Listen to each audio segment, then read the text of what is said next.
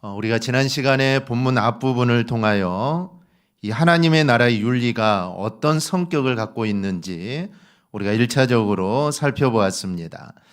주님은 율법의 폐지가 아니라 완성을 위하여 오셨다라고 하셨고, 그리고 주님은 율법을 볼 때, 즉 율법을 지킬 때 문자를 넘어서 마음이 중요하다라는 점을 우리에게 말씀하셨습니다. 그래서 하나님의 나라는 단순히 법조항을 범했느냐 아니냐가 아니라 그 정신을 이루어야 한다라는 점을 강조하고 있고, 그리고 본질적으로 하나님의 나라는 약자를 보호하는 윤리를 갖고 있다라는 점을 우리에게 말씀합니다. 그래서 교회는 이 구제를 힘써야 하는 이유가 여기에 있습니다. 사실 초대교회 당시에도 과부나 고아들을 구제하는 일을 많이 했습니다. 그래서 사도들이 그 일을 하다 보니까 너무 그 일이 많아서 기도하고 전도하고 말씀 증거하는 것을 하지 못해서 그때서야 이제 집사를 뽑은 것 아닙니까? 그래서 초대교회는 구제하는 일에 정말 열심을 냈던 교회입니다. 이 구제를 넘어서 우리는 또 넓게 보면은 선교도 우리도 힘써야 합니다. 사실 선교도 어찌 보면은 구제라고 할 수가 있죠. 즉 물질의 어려움을 당하는 사람들을 도와주는 것이 구제이면, 정말 복음이 듣지 못하고 또 복음이 필요한 이들에게 복음을 전해주는 것도 어찌 넓게 보면 이것도 구제에 해당이 됩니다. 그래서 교회는 구제에 힘쓰고 또 선교에도 힘써가야 하는 것이죠. 그런데 이는 지금까지 유대인들의 생각했던 관점과는 전혀 다른 새로운 시각에서 하나님의 나라의 윤리를 보여주는 겁니다. 오늘도 똑같습니다. 오늘은 율법을 다루는 두 번째 시간으로 유대주의적 관점을 뛰어넘는 하나님의 나라의 윤리가 이어집니다. 오늘 본문에서 말씀하시는 하나님의 나라의 윤리적 특성을 한마디로 말하면 선으로 악을 이기라라는 것입니다. 즉 선으로 악을 이기는 게 하나님의 나라의 윤리라라는 것이죠. 이 당시 율법 선생들은 율법을 잘 지키는가에 관해서만 관심이 있었습니다. 그래서 율법을 잘 지키기 위한 조항들을 수도 없이 만들어내죠. 그리고 그것까지 잘 지켜야 율법을 지키는 것으로 보았습니다. 그러니 율법을 제대로 신경을 쓰지 못하는 일반인들에게는 이게 사실 많은 고충이 되었던 것입니다. 즉 알고는 있고 또 모르고도 있지만 이걸 지켜야 된다는 생각이 있으니까 얼마나 이 가슴이 답답하고 이게 불안하겠습니까? 그래서 주님이 하신 말씀이 있죠. 수고하고 무거운 짐진 자들아 다 내게로 오라. 근데 율법을 지키느라고 얼마나 힘이 드냐? 그것들 다 나에게 가지고 오라. 그래서 수고하고 무거운 짐이라는 것은 사실 이런 배경에서 주님이 말씀하는 겁니다. 너무 버겁고 너무 많았습니다. 이렇게 지켰냐, 지키지 않았느냐 관심이 많았지만 진짜 중요한 것은 율법의 정신인데, 사실 유대인들은 율법의 정신에는 별로 관심이 없었습니다. 가령 안식일을 기억하여 거룩하게 지키라, 이 십계명에 있지 않습니까? 그래서 이 십계명이 있으니까 이 계명을 잘 지켜야 되는데, 그래서 이들은 안식일에 움직일 수 있는 거리, 그리고 안식일에 할 수 있는 일, 또 해서는 안 되는 일들을 만들어냅니다. 조항이 무려 39개조이고 그것을 세분하여 약 1,500개의 조항을 만듭니다. 즉 안식일을 잘 지키려면 이 1,500개를 잘 지켜야 안식일을 지키는 것이죠. 그 중에 하나라도 범하면 안식일을 범하는 꼴이 되어버린 겁니다. 그래서 이게 너무나 어렵다라는 것이죠. 그런데 사실 그걸 다 지키기는 어렵습니다. 그런데 율법을 올바르게 지킨다는 것은 사실 이거는 불가능한 일이죠. 이 마가복음 2장을 보면 안식일에 예수님과 제자들이 밀밭 사이를 지날 때 제자들이 밀 이삭을 잘라서 먹습니다. 그때 바리새인들이 제자들이 안식일을 범했다고 비난을 하죠. 왜 제자들의 행동, 즉 밀 이삭을 비벼서 먹은 것이 왜 안식일을 범한 행동이냐라는 것이죠. 그들이 만들어 놓은 안식일 금지 조항에 보면은 밀 이삭을 자르는 것은 추수하는 겁니다. 그리고 손으로 비벼서 알곡을 만드는 것은 타작하는 것이고, 껍질을 입으로 부는 것은 키질하는 것, 또 알곡을 가려내는 것, 입으로 씹는 것은 빻는 것. 그래서 이 제자들은 안식일 금지사항 5개를 범한 겁니다. 그래서 제자들을 비난한 것이죠. 예수 너가 하나님의 아들이고 메시아라고 하면서 어떻게 하나님의 율법을 범할 수 있느냐라는 것이죠. 근데 사실 이거는 그들이 만들어낸 것입니다. 이 성경에 나와 있는 게 아니죠. 성경에 나와 있는 건 아닌데 그들이 만들어낸 것입니다. 그래서 예수를 비난한 것이죠. 이들이 이렇게 비난한 것은 율법의 정신에는 관심이 없고 그저 겉으로 드러나는 일을 지켰냐 지키지 않았느냐 여기에 정신이 팔려 있었기 때문입니다.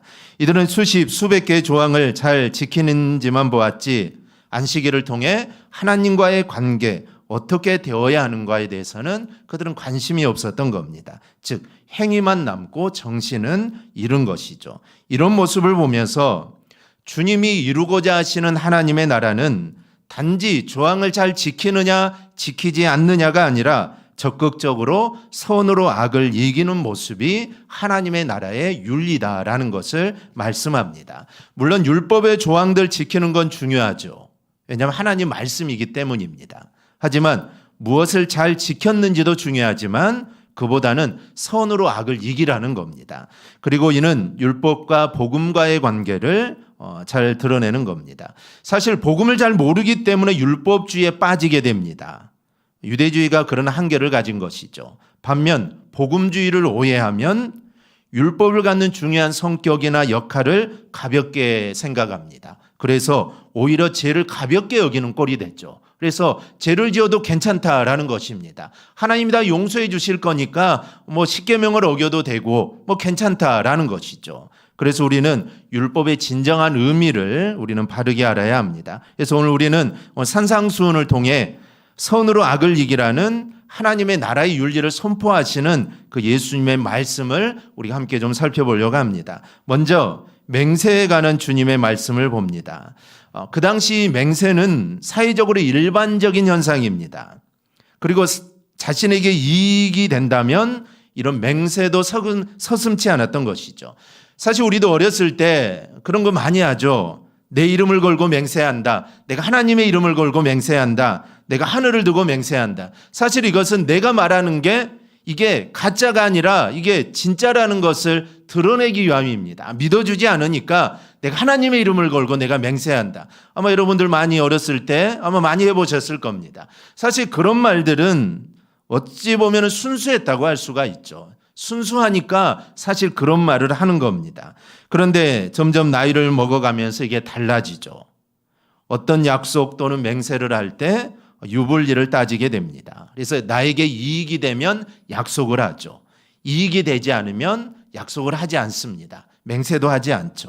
심지어는 내가 할 수 없는 게 뻔한데도 나에게 이익이 된다면 약속을 합니다. 유리한 점을 먼저 선점해야 한다는 생각 때문인데 지키지도 못할 것을 내가 알면서도 내게 이익이 된다면 우리는 약속을 합니다. 할 수 있을지는 그 다음이죠. 일단 유리한 것, 즉 내 이익을 먼저 챙긴다는 것이죠. 그래서 쉽게 맹세를 합니다. 사실 이게 우리의 모습이기도 하지만 그 당시 유대인들의 모습이기도 합니다. 그럼 구약은 어떻게 이야기할까요? 레위기에서는 너희는 내 이름으로 거짓 맹세함으로 내 하나님의 이름을 욕되게 하지 말라. 민수기에서는 사람이 여호와께 서원하였거나 결심하고 서약하였으면 깨트리지 말고 그가 입으로 말한 대로 다 이행할 것이라 이렇게 말을 합니다. 즉 구약은 헛맹세를 하지 말라. 그리고 만약 맹세를 했다면 반드시 지킬 것을 우리에게 말씀합니다. 그런데 사람들이 맹세를 자기 이익에 따라 하면서 그런 헛맹세를 하나님의 이름을 빌려가면서 합니다. 사실 유대인들은 하나님의 이름을 부를 수 없습니다. 즉 여호와라는 이름을 부를 수 없죠. 우리가 구약 성경을 보면은 여호와 하나님, 여호와라는 말이 참 많이 나오는데 우리는 그냥 여호와 하나님 부르지만 사실 유대인들은 하나님의 이름을 직접 부를 수 없습니다. 그래서 여호와라는 말이 나오면 아도나이, 주님이라는 말을 대신해서 사용을 하죠. 서기관들도 책을 이제 성경을 필사하다가 하나님이라는 이름이 나오면 목욕을 재개하고 새로운 붓으로 하나님을 씁니다. 그만큼 유대인들은 하나님을 부를 수 없죠. 그래서 하나님의 이름으로는 맹세할 수가 없습니다. 아마 그렇게 맹세하면 맞아 죽겠죠. 그래서 하늘로 맹세를 하는 겁니다. 즉 하늘로 맹세하는 것은 하나님의 이름으로 맹세하는 것과 똑같은 것이죠. 그래서 그들은 그렇게 맹세를 합니다. 그래서 하나님을 의미하는 하늘까지 거들먹거리며 헛맹세를 하는 것이죠. 이거는 윤리가 완전히 무너진 겁니다. 더는 하나님의 나라의 백성이라고 할 수가 없습니다. 그래서 주님은 하나님의 나라의 새로운 윤리를 제시하면서 34절에서 도무지 맹세하지 말라라고 합니다. 이 도무지 맹세하지 말라는 것은 맹세를 하지 말라는 것입니다. 맹세를 절대로 하지 말라는 것이죠. 왜냐하면 맹세해놓고 그것을 어길 것이 뻔하기 때문에 맹세를 하지 말라라는 것이죠. 하늘로 하지 말라는 겁니다. 하늘은 하나님의 보좌이니까, 땅은 하나님의 발등상이니까 땅으로도 하지 말라는 것이죠. 하나님을 두고 자기 이익을 위한 맹세는 할 수 없다라는 것이죠. 그럼 하나님만 빼고 하면 되느냐? 아니죠. 자신의 머리로도 하지 말라고 합니다. 왜냐하면 자신의 머리털 하나도 검거나 희귀할 수 없으니까 자신의 머리로도 절대로 맹세하지 말라라는 것이죠. 그러면서 아주 중요한 말씀을 하십니다. 37절 우리 함께 보겠습니다. 오직 너희 말은 옳다 옳다 아니라 아니라 하라. 이에서 지나는 것은 악으로부터 나느니라. 아멘. 이에 또는 아니요 이렇게 정확하게 말하는 겁니다. 그런데 살다 보면 사실 거짓으로도 맹세를 해야 이익을 챙길 수 있습니다. 당시도 그랬지만 사실 이거는 일반적인 이게 세상입니다. 그렇다면 주님이 맹세하지 말라라는 것은 과연 무엇을 의미할까요? 이것은 세상 이익에 흔들리지 말라는 것입니다. 세상 이익에 따라 왔다 갔다 하지 말라는 것이죠.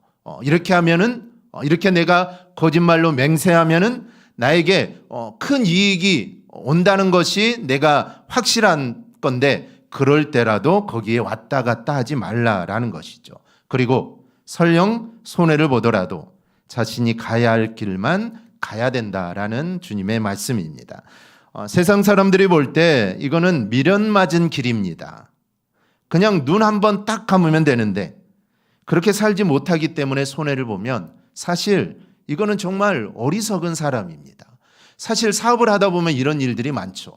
눈 한번 딱 감으면 뭐 수천만 원 아니 뭐 수억이 들어올 수 있는 일들이 있습니다. 할 수 있을지 없을지 잘 모르겠지만 일단 된다고 하고 이익을 챙길 수도 있죠. 그런데 그렇게 해서는 안 된다라는 것이죠. 그런데 세상 사람들은 융통성이 없다라고 비난을 합니다. 그런데 그렇게 미련 맞은 모습으로 나가야 한다라는 겁니다. 이익이 아니라 손해볼 게 뻔하더라도 옳은 길로 가야 한다. 이게 주님의 말씀입니다. 세상은 악하기에 이렇게 하면 분명 손해보고 실패하고 경우에 따라서는 망할 수도 있습니다. 그런데 선으로 그런 악을 감당하라는 게 오늘 주님의 말씀입니다. 그리고 그것이 바로 하나님의 나라의 윤리라는 것이죠. 사람들이 말씀을 착각하기를 예수님이 도무지 약속하지 말라고 했으니까 나는 약속할 수 없다라고 말을 합니다. 그런데 사실 주님은 그것을 말씀하는 게 아닙니다. 우리는 세상을 살면서 뭐 약속뿐만 아니라 또 어떤 계약을 비롯하여 여러 가지 약속을 합니다. 신뢰를 바탕으로 하는 이런 약속들은 사실 자본주의 사회에서 가장 기본적인 것들이죠. 중요한 건 성도는 이런 만약에 약속을 했다면 내가 손해를 보더라도 그것을 반드시 지킬 줄 알아야 된다라는 겁니다. 더 나아가 내 자신의 이익 때문에 거짓 맹세해서는 절대로 안 된다는 것이죠. 이익에 눈멀 것이 아니라 내가 손해를 보더라도 하나님의 나라의 백성다운 모습을 가지고 살라는 것입니다. 이게 바로 예수님이 말씀하신 선으로 악을 이기는 것이고 이게 바로 하나님의 나라의 복음입니다. 우리 모두 이 사실을 기억하고 정말 내가 어떤 약속을 하고 약속을 할 때는 내가 손해보지 않는 일이었지만 사실 인간의 일들을 하다 보면은 내가 손해볼 때도 있고 그런 일들이 생깁니다. 그럴 때라도 내가 손해보더라도 선으로 악을 이겨서 하나님의 나라를 이루어가는 삶을 살아가기를 축복합니다. 둘째는 심리를 가라는 주님의 말씀을 봅니다. 구약은 일종의 보복법을 제시하는 것 같습니다. 38절에 눈은 눈으로 이는 이로 이 말씀을 흔히 동해 보복법, 동일하게 보복하는 법이라고 하는데 이는 구약 모세오경에서 나온 말씀입니다. 이 같은 정도로 보복을 해야 한다라는 것인데 사실 이거는 착각입니다. 이는 이, 눈은 눈으로 하니까 50이면 50, 100이면 100 동일하게 보복하라는 걸로 알고 있는데 이거는 착각입니다. 구약에 있는 말씀은 똑같이 보복하라는 말씀이 절대로 아닙니다. 그런 정신으로 이야기하는 게 절대로 아니라는 것이죠. 이 겉으로 볼 때는 그렇습니다. 이에는 겉으로 볼 때는 그렇지만 사실 그만큼 남에게 해를 끼치는 일에 조심하라는 취지입니다. 내가 상대방의 눈을 상하게 하면 내가 눈을 상함을 받지 않습니까? 그러니 상대방의 해를 끼치는 것을 조심하라는 겁니다. 그대로 내가 보복을 받을 거니까 그것을 상대방의 해함을 끼치는 것을 너희는 조심하며 살라는 것이죠. 또한 설령 보복하더라도 그 정도를 넘어서지 말라는 것입니다. 사실 내가 누군가 한 대를 맞으면 한 대를 때려서는 분이 풀리지 않죠. 두 대, 세 대는 때려줘야 분이 풀립니다. 그런데 그렇게 하지 말라는 것입니다. 한 대를 넘어가서는 안 된다라는 그런 말씀입니다. 그러니까 이 법이 존재하는 이유는 죄나 상해를 멀리하게 하는 것이고 어쩔 수 없이 일어난 일에 대해서는 과도한 보복을 하지 못하게 하는 겁니다. 그러니까 이에는 눈에는 눈으로 갚으라는 것이 아닙니다. 동일한 정도의 보복을 해도 된다라는 것도 아닙니다. 가능한 한 서로 조심하면서 살라라는 주님의 말씀입니다. 이 사람들은 자기의 이익을 따라 이 성경을 들이대면서 이 동해보복법을 작동시키니까 예수님이 그 정신을 되살리려고 새로운 방향을 제안하십니다. 39절에 보면 악한 자들을 대적하지 말라. 누구든지 내 오른편 뺨을 치거든 왼편도 돌려대라. 그리고 같은 맥락으로 이야기합니다. 40절입니다. 너를 고발하여 속옷을 가지고자 하면 겉옷까지도 가지게 하라. 41절에 보면 누구든지 너로 억지로 오리를 가게 하거든 그 사람과 심리를 동행하라. 42절은 내게 구하는 자에게 주며 내게 꾸고자 하는 자에게 거절하지 말라. 계속해서 반복하지만 이 말은 계속 반복하여 강조하는 겁니다. 쉽게 정리하면 다른 사람이 자신의 이익 때문에 내게 부당한 것을 요구하더라도 그 이상으로 응해주라는 것입니다. 이 눈에는 눈, 이에는 이라면 오리만 가자 하면은 그냥 오리만 가주면 되죠. 사실 오리 가주는 것도 큰 거지만 오리만 가주면 됩니다. 근데 주님은 거기에서 배로에서 심리까지 가주라는 것이죠. 왜 그렇게 하라는 것이냐? 선으로 악을 이기라는 것입니다. 그 예를 말씀하시는데 누군가 오리를 가게 하면 심리를 동행하라는 것이죠. 냉정하게 옳고 그름, 또 책임, 법적 논리 등을 따진다면 억지로 오리를 가자는 사람의 말을 들어줄 필요가 없습니다. 억지로 가자는데 오리를 가자는데 사실 들어줄 필요가 없죠. 나에게 유익이 된다면 오리를 간 후에 나에게 유익이 된다면 가주겠지만 억지로 나를 끌어서 함께 가자면 사실 가줄 필요가 없습니다. 그러나 하나님의 나라의 백성은 그럴지라도 오리뿐 아니라 거기에 오리를 더해서 심리라도 함께 가주는 그런 마음의 자세를 가지고 있어야 한다라는 것입니다. 하나님의 나라는 이 세상에서 펼쳐집니다. 주님이 오시면 이제 완전한 하나님의 나라가 되겠지만 아직 이 땅에서 그 나라는 이중적입니다. 세상 나라가 있고 그 안에 보이지 않는 하나님의 나라가 존재합니다. 성도는 마치 지난주에 말씀드렸지만 이중국적을 가진 것과 똑같습니다. 두 나라의 적을 들고 살아가죠. 그래서 이 세상에서 성도는 때로 부당한 요구를 받을 수 있습니다. 부당하기에 또는 불의한 일을 만나면 마땅히 옳음을 추구해야 하기에 때에 따라서는 싸워야 할 때도 있습니다. 그래서 성도가 노동조합에 참여하거나 시국선언에 참여하는 것도 이런 면에서 가능한 겁니다. 그런데 여러분 이 세상의 부당한 일을 모두 이렇게 싸우면서 의를 쟁취할 수는 없는 것입니다. 모든 불의에 우리가 대항하면서 모든 불의에 나가서 싸울 수는 없는 것이죠. 싸운다고 해서 그게 내가 꼭 이기는 것도 아닙니다. 싸운다고 해서 그리 해결되는 것도 아니죠. 어떤 일들은 그렇게 해서 해결할 수도 있습니다. 하지만 그렇게 되지 않는 것도 있다라는 것이죠. 그래서 하나님께서는 또 다른 방법을 알려주십니다. 그게 바로 선으로 악을 이기는 것입니다. 그러니 때에 따라서는 그 부당함에도 불구하고 더 손해보는 입장까지 내려가 주는 게 필요합니다. 물론 이 경우가 내가 맞서서 싸워야 되는지 아니면 내가 심리를 더 가주어야 하는 상황인지 사실 선명하게 구분하기는 어렵습니다. 그래서 성도는 늘 깨어서 기도해야 합니다. 기도함으로 이게 어떻게 내가 해야 되는지를 그 안에서 우리는 구분할 수 있어야 합니다. 그 길은 기도하는 것밖에 없습니다. 아무리 지혜가 많고 아무리 뛰어나고 아무리 논리적으로 잘한다고 해서 그게 구분되는 게 아니죠. 세상 일은 그럴 수 있지만 악한 영과의 싸움은 그렇게 되는 게 아닙니다. 그래서 깨어서 기도할 때 그 일들을 우리가 구분할 수 있습니다. 그렇게 해서 나 희생으로 만약에 선을 이룰 기회가 된다면 마땅히 그것을 받아들이는 자세를 보여야 합니다. 그렇게 하는 이유가 있습니다. 그렇게 함으로 억지를 나에게 부리는 영혼까지 구원하게 되는 것입니다. 이익만 추구하는 사람은 사실 받아들일 수 없는 윤리입니다. 하지만 하나님의 나라의 백성에게는 언제든지 실현되어야 할 윤리임을 여러분 잊지 않기를 바랍니다. 셋째로 원수를 사랑하라는 주님의 말씀을 봅니다. 선으로 악을 이기라. 이 하나님의 나라의 윤리에 대한 절정이 원수까지 사랑하는 겁니다. 사실 구약에는 원수를 미워하라는 말씀은 없습니다. 근데 사람들은 눈에는 눈, 이에는 이 말을 들먹이면서 마치 구약에서 원수를 미워하라는 말이 있는 것처럼 그렇게 사람들은 생각을 합니다. 하지만 이웃을 사랑하고 원수를 미워하라는 말씀이 있는 것처럼 생각하는 것이죠. 근데 주님은 이런 오해를 끊습니다. 단호하게 말씀하기를 너희 원수를 사랑하며 너희를 박해하는 자를 위하여 기도하라 하고 말씀을 합니다. 사실 구약에도 원수를 갚지 말며라는 말씀은 있습니다. 따라서 하나님의 나라의 윤리는 원수를 갚는 게 절대로 아닙니다.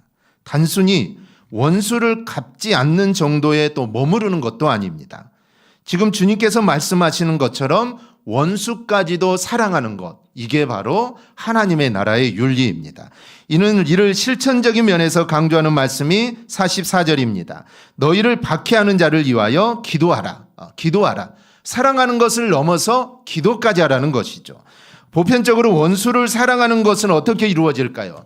나에게 원수 같은 존재가 있다고 한다면 그 원수를 사랑하는 것은 원수가 저지른 일을 잊어주는 것, 그 정도로 할 수 있을 겁니다. 기억하지 않는 것이죠. 나에게 악한 일을 하고 나를 손해보게 했더라도 내가 그걸 잊어버리겠다, 기억하지 않겠다, 이 정도 사랑하는 것이죠.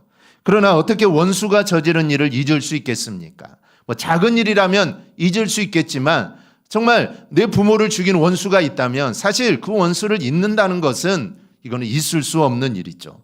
인간은 그걸 잊지 못합니다. 그런 원수까지도 사랑하는 방법, 오히려 그를 위하여 기도하는 것입니다. 그러다 보면은 그 원수의 적나라한 모습을 보게 되고 그도 불쌍한 영혼이라는 것을 보게 됩니다. 머리로 이해되는 것이 아니라 이제 가슴으로 느껴지게 되는 것이죠. 예수님께서 계속 이 부분을 이어서 말씀합니다. 이 좋아하는 사람을 사랑하는 것은 악한 자들도 자기들끼리는 그렇게 한다는 것이죠.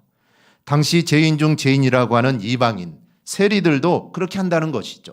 세리들도 자기들끼리는 서로 좋아하고 서로 사랑하고 서로 나눠 먹고 서로 잘 지낸다라는 것입니다. 그러니 좋아하는 사람, 사랑하는 일을 사랑하는 것은 하나님의 나라의 윤리로는 부족합니다. 이것을 넘어서야 한다는 것이죠. 근데 넘어서는 길은 여러분 기도밖에 없습니다. 그리고 원수까지도 사랑할 수 있어야 이게 바로 하나님의 나라의 윤리입니다.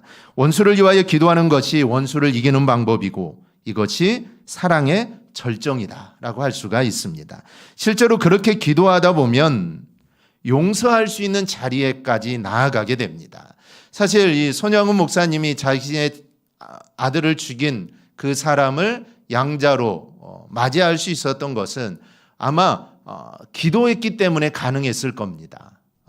인간의 마음은 용서할 수 없죠. 그냥 잊어줄 수는 있겠지만 어떻게 아들로 삼을 수가 있겠습니까? 그럼 매일 얼굴을 봐야 되는데 사실 불가능하죠. 하지만 손양은 목사님 기도의 사람이지 않습니까? 즉 기도를 통하여 그 영혼을 사랑하게 되었고 그래서 용서할 수 있었던 겁니다. 즉 기도만이 원수를 용서할 수 있게 된다라는 것이죠. 그건 내가 하는 게 아닙니다. 내가 하는 게 아니라 성령의 인도하심이 있기 때문에 이게 가능한 것이죠. 선으로 악을 이기는 것이 하나님의 나라의 새로운 윤리인데 이것이 바로 하나님의 온전하심을 닮아가는 것입니다. 그래서 마지막 구절에 하늘에 계신 너희 아버지의 온전하심과 같이 너희도 온전하라. 즉 손으로 악을 이기고 즉 원수까지도 사랑하는 것. 이게 바로 온전함을 이루어가는 과정이다라는 것이죠. 우리 하나님을 닮아 온전해지는 것은 바로 손으로 악을 이길 때 여러분 가능함을 잊지 않기를 바랍니다. 내 힘으로 되는 게 아니라 하나님의 은혜로 이루어집니다. 그러니 내가 손으로 악을 이기는 것은 우리의 자랑이 아니라 오히려 우리의 부족함을 더욱 깨닫게 되고 그래서 더욱 하나님을 의지하게 되는 길이기도 합니다. 그 은혜가 더욱 커질 때 우리 마음속에 하나님의 나라가 이루어집니다. 사실 하나님의 나라는 이론적이고 추상적이라고 생각을 합니다. 그래서 하나님의 나라를 이루어야지라고 생각만 하죠. 그런데 사실 하나님의 나라는 추상적이지 않습니다. 눈에 안 보이는 게 아닙니다. 하나님의 나라는 실천적입니다. 즉 선으로 악을 이루는 모든 곳이 하나님의 나라입니다. 기도하며 원수 사랑을 실천하는 곳이 바로 하나님의 나라입니다. 그래서 내가 그렇게 살아가고 있다면 내가 정말 선으로 악을 이기고 기도하면서 정말 나에게 원수 같은 사람이고 원수는 아니더라도 정말 내가 미워하는 사람이 있다면 내가 그 사람을 위해 기도하고 그걸 실천하며 내가 살아가고 있다면 바로 그것이 하나님의 나라가 되는 것입니다. 그것이 우리의 가정일 수도 있고 아니면 우리의 직장일 수도 있고 학교일 수도 있습니다. 그곳에서 내가 그렇게 살아가고 있다면 그곳이 바로 하나님의 나라입니다. 내가 나중에 죽어서 가는 그것만이 하나님의 나라가 아니라 내가 선으로 악을 이기고 원수를 사랑하고 그 사람을 위해 기도하며 내가 가정생활을 한다면 직장생활을 한다면 학교생활을 한다면 그곳이 바로 이곳에 임하신 하나님의 나라가 되는 것입니다. 그 하나님의 나라를 우리가 미리 경험하며 살아가는 것이죠. 죽어서 가는 하나님의 나라뿐만 아니라 이 땅에서 우리는 충분히 하나님의 나라를 경험하며 우리는 살아갈 수 있게 되는 것입니다. 우리 모두 하나님의 나라를 실천적 윤리로 이루어 나가는 삶을 꼭 살아서 우리가 정말 내가 사는 곳 그곳을 바로 하나님의 나라로 이루어가는 우리 모두가 되기를 주님의 이름으로 축원합니다. 아멘. 기도하겠습니다.